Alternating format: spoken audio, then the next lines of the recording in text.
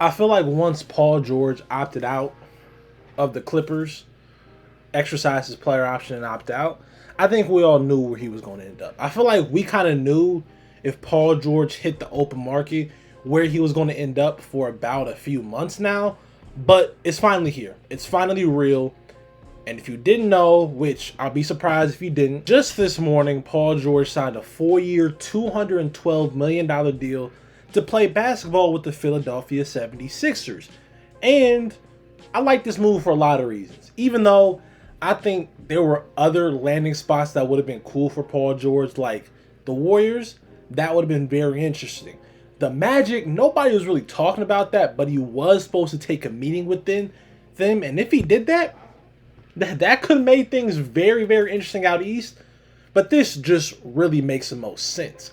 And before I even get into why it does make the most sense and why I love the move so much, well, love's a strong word. Why I really like this move so much, I think I just want to talk about Paul George, the player, and all that before. Cause I think Paul George is one of the more polarizing figures in basketball, and strictly just for the game of basketball itself.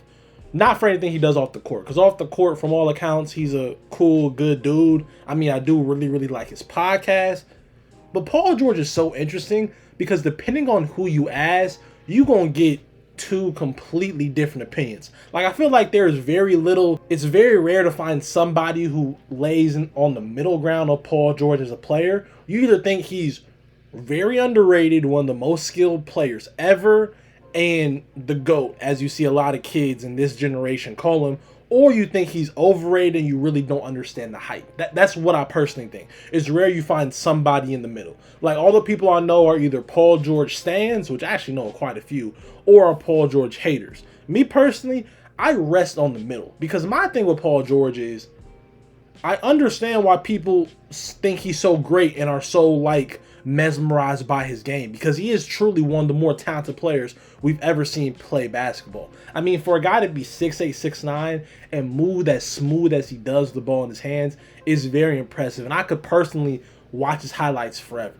Like, I could. And I also understand why people are I don't want to say haters of Paul George, or why they are not as high on him as other people. And it's mainly for the reasons of, it's like, you see a guy with Paul George, with all the talent he has, with his skill set, and say, why isn't he a number one option on a championship caliber team?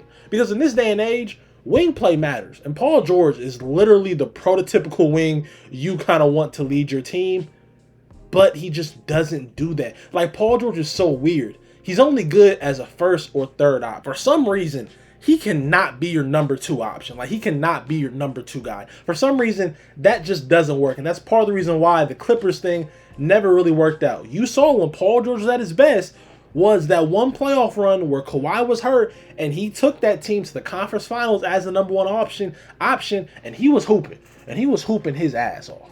And it's like, it's just so weird. But I also think something a lot of people forget about Paul George is that injury. Me personally, I think that injury has a lot to do with Paul George being the player he is right now. Not saying he's not good right now, but I feel like if you remember the way people talked about Paul George before he had that very, very gruesome injury, like one of the worst injuries we've ever really seen on like a professional level. I don't want to say NBA court because it technically wasn't an NBA game. It was, I think, the Olympic scrimmages. Like, that injury was crazy, and the fact that he was even able to come back from that is insane. But I think part of the reason why he's not that number one alpha is really kind of because of that injury. Also, it may just be because Paul George is not that type of guy. I mean, it seems like a very chill guy, the type of guy that when he comes into a situation, he's fine with taking the backseat to whoever's there. And that's part of the reason why I love this move, and I think Paul George is probably one of the best running mates to really have. While I did say he doesn't really work as a two option, when he's your number three, it's perfect. Like, and that's what he's going to be in Philly. They already had Tyrese Maxey and Joel Embiid. Those are their top two. Those are the two people that this franchise is building around. So Paul George is coming into there and just asked to be a third option. Be better than Tobias Harris. That is not a lot to ask from a player of Paul George caliber. To just be better than Tobias Harris. To not have a 0-point outing in the closeout game. Just don't do that. Please, please don't do that, Paul George. And that's one of the main reasons I like this move. If you notice with Philadelphia last year, outside of Tyrese Maxey and Joel Embiid, they didn't have much offensive firepower. I think we really saw that when Joel Embiid got hurt and teams were just like, all right, we're just going to send everything at Tyrese Maxey and just see if somebody else beats us. And yes, they stayed in a lot of games and won a lot of games they shouldn't have when Joel Embiid was hurt, mainly because his defense was so good. That's more of a credit to Nick Nurse and his defensive prowess and how good he is working with what he has. But it's like they needed help. And Paul George is going to do just that. Like, Paul George is a guy that can give you 20 a night, and on some nights can get you 30 plus. Like, he is just that good, that talented, and he can really help out in those games where Joel Embiid's not playing, whether that's because he's hurt or you just resting him. And I personally think at this point in Joel Embiid's career, regular season awards don't matter. It don't matter how many more MVPs you get. It don't matter how many more first team All-NBAs you get. All that really matters is what you do in the playoffs. And for you to be successful in the playoffs, you have to be healthy, Joel. And that may mean you playing a lot less games than you normally do in the regular season, even if you're healthy. Like next season for the 76ers, I don't want him playing any back-to-backs. No. Joel Embiid, no back-to-backs. No 3 games and 5 nights for Joel Embiid. No, none of that. You have to preserve his body as much as you can early on in the season so he can be there later in the year. Because even with all the problems the Sixers team had this year, if Joel Embiid was healthy for this year's playoffs, I personally do think they could have gave the Celtics a run for their money, given they almost beat the Knicks when Joel Embiid was out there playing with damn near no knees and zero help outside Tyrese Maxey, who was balling and I think is one of the more underrated guards in this league.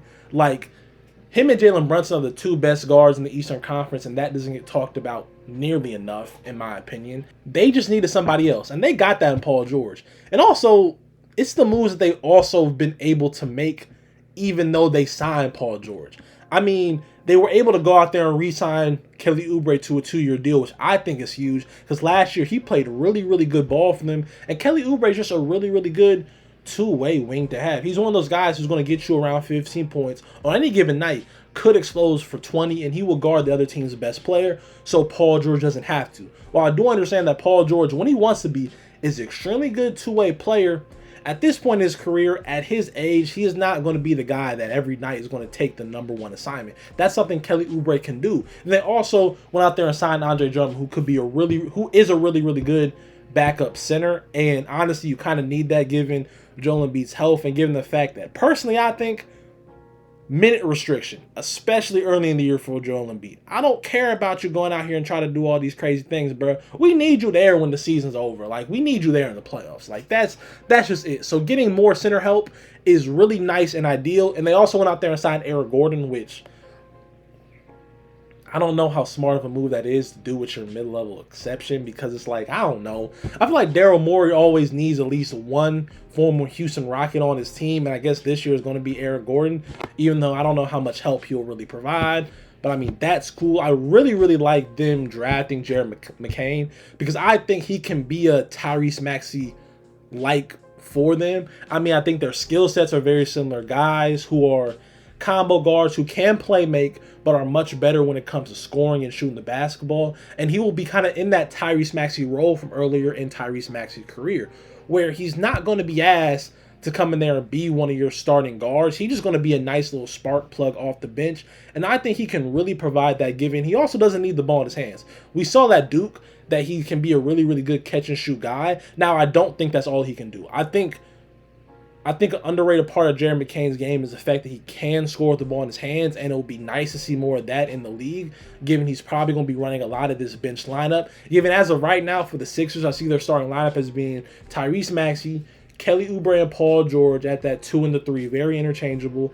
And I don't really know what they do at the 4 as of right now. I mean, it could be Paul Reed, but I don't know how well Paul Reed plays with Joel Embiid. I may have to do a little bit more research on that. Maybe that will work, but that's kind of the only hole I see. Like, I really do like how they're building out this roster, and I think it's going to make things very, very interesting in the Eastern Conference. Like, everybody's loading up, everybody's getting stacked, everybody's getting prepared to make that push. Like we saw what the Knicks just did. I mean, I just made a video where I said they were the second best team in the East. But I think that changed in just a matter of a few days, given this move, given the fact that last year the 76ers gave the Knicks a run for their money with Joel Embiid hurt and Tobias Harris on the court. Tobias Harris is not on the court. I feel like bad slandering his name, but he just really wasn't good for them. It wasn't what they needed. And now they're replacing Tobias Harris with Paul George. That is such an upgrade.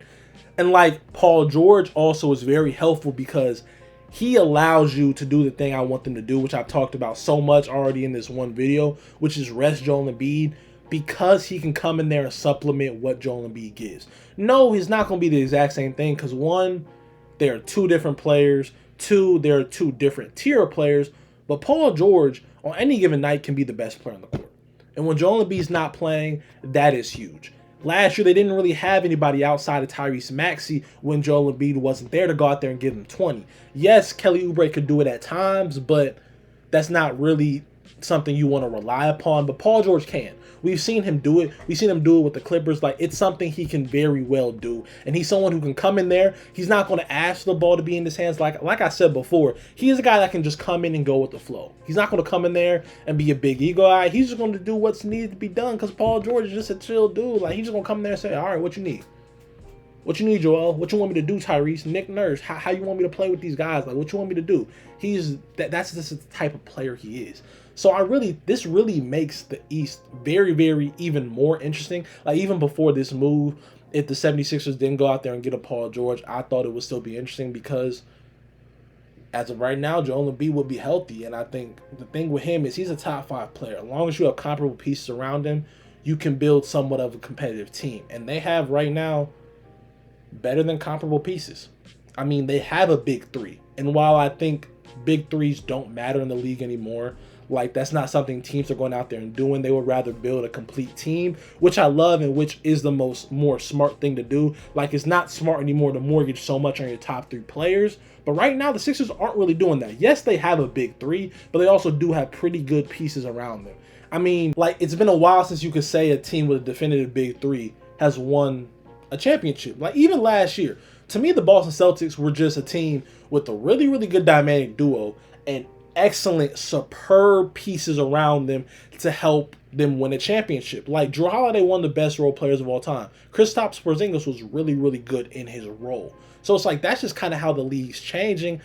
But I like what the 76ers are doing. And I think at this point in time, it is not crazy to make an argument about the 76ers being the favorites. Are they? No, in my opinion. But you can make the debate. And I really like how they match up with everybody else. Because at the end of the day, nobody in the East really has what it takes to guard Joel Embiid. They may have what it takes to slow him down, but they don't have what it takes to stop him. And now he has a Paul George next to a Tyrese Maxey, where you're not just putting your best perimeter defender on Tyrese and hoping to blank him out. There's also Paul George you have to worry about now. Like, it's interesting. It's interesting. Like I said, it's not a crazy thing to debate that they're the favorites.